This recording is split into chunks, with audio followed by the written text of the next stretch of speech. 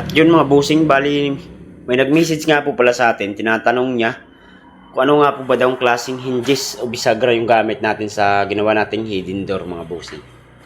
Yan. Gawa nga ng nahirapan daw silang itago to. Yan mga boss, hindi po talaga kayo makakagawa ng hidden door pag gantong bisagra po yung gamit nyo. Yan mga boss. Kailangan po yung gamitin natin pag mga gantong klaseng hidden door is yung ano mga boss, invisible hinges mga bossing yung gamitin nyo.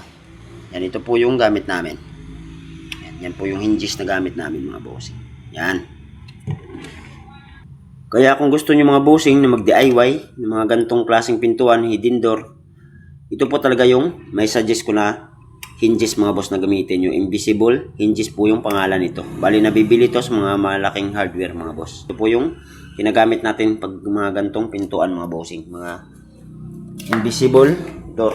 O di kaya, yan mga boss, kung nakikita nyo, yan. Di po siya lata. Wag po kayo gagamit ng mga ganyang bisagra. Pag, mga bossing. Hidden door po yung ginagawa nyo, wag po kayong gagamit nito. Gawa nga lang, hindi po ito matatakpan o matatabunan ng design natin mga boss.